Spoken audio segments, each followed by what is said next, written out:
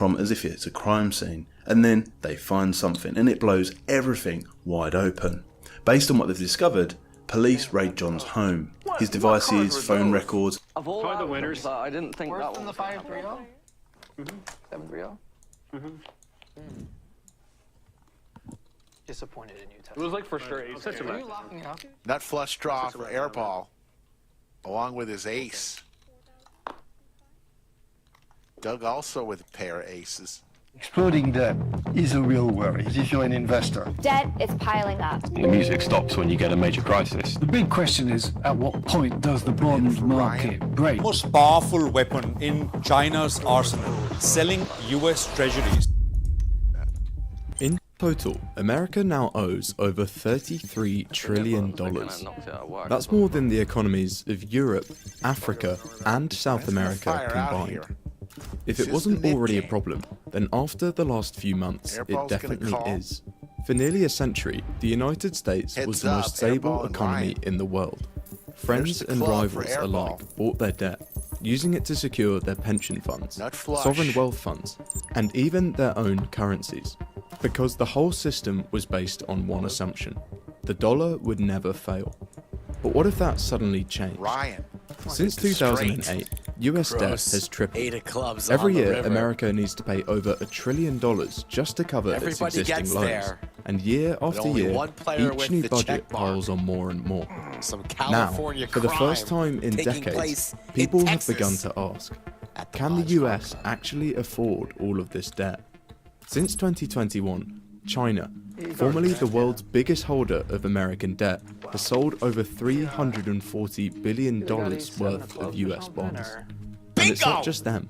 Japan, Britain, Germany, America's long-standing allies, are trying to sell too. And just when it looked like things couldn't get worse, a new round of tariffs has sent global markets into turmoil. America is no longer the predictable, secure economy it once was, and although by no means is it about to collapse, if it stumbles under the weight of its debt, it won't just hurt Americans, it could bring the entire global economy to its knees. Says you don't think he can fold. America's future as the world's leading economy has suddenly been brought into question. But there was once a time where even doubting the safety of US debt would have seemed absurd. That's because for nearly the last 100 years, the United States has been the bank of the world. Whenever they needed money, all they had to do was issue debt, and almost every major country around the world would be queuing to take it. Japan, China, and the United Kingdom all hold hundreds of billions of dollars of US debt, entrusting their savings to the US government. For them, this is kind of like an investment. The US government pays them on average 2% back every year, which compared to the return on US stocks may seem like nothing, but there is a difference. While companies may, and often do go bust, a country is far less likely to.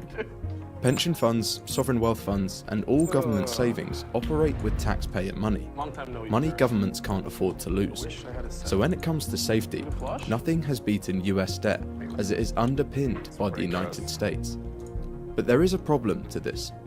This mutual trust only works when you know you're going to be paid back. There's an old saying that if the bank lends you $100, it's your problem. But if they lend you $1 million, it's the bank's problem. The US now owes $33 trillion, which makes it everyone's problem. Things began to change in 2008. The US economy had just entered its largest recession in 80 years, and looked to do what they had always done, spend their way out of it. First, the government passed the Emergency Economic Stabilization Act, spending $700 billion bailing out falling banks. Then came the American Recovery and Reinvestment Act. This time, it was $831 billion, funding tax cuts, infrastructure projects, and direct relief to struggling Americans. These measures helped stabilize the economy, but they weren't cheap, and they were all put on the country's credit card.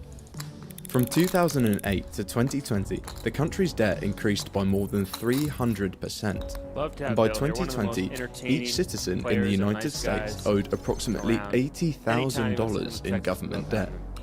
But here's the thing, this was the era of free money. At the time, interest rates on US debt were nearly zero, meaning the cost of borrowing on all of this was practically nothing. This was all thanks to the US's reputation as a financial safe haven. Countries and institutions alike were desperate to put their savings in the hands of the US government, driving down interest rates in the process. So despite taking on trillions of dollars in new debt, thanks to the low interest rates, it was all just about manageable. Of course, this is a strategy that does come with risks. A rise in interest rates by just 1% would cost the government an extra $280 billion every year. But this wasn't the only danger.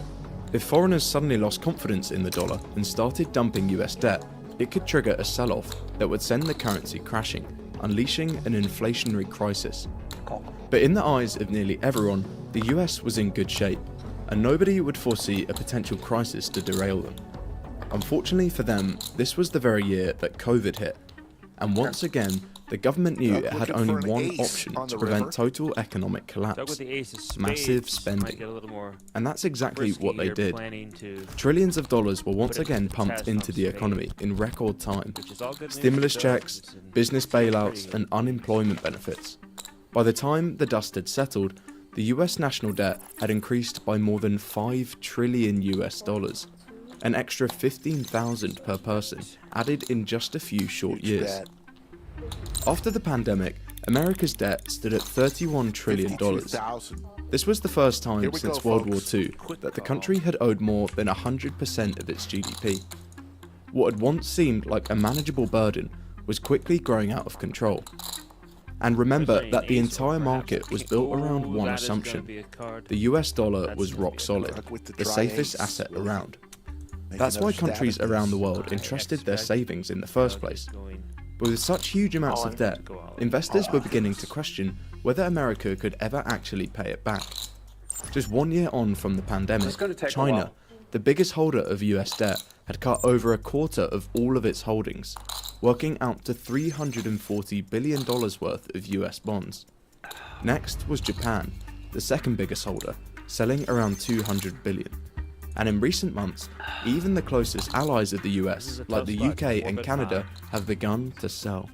Trust in the US dollar has clearly been shaken, but this isn't the first time that sell-offs have happened, and America has always managed to pull through. But what if this time it's different? What if the US has simply taken on too much debt and investors are beginning to panic? The first sign of trouble would be a surge in debt interest rates. The government already pays $3 billion every day just to cover the interest, the highest level in the country's history, and if the debt sell-off continues, this will only get worse. Over the next 10 years, interest payments alone are projected to cost each American citizen over $40,000. Money that could have been directed towards healthcare, social security, and tax cuts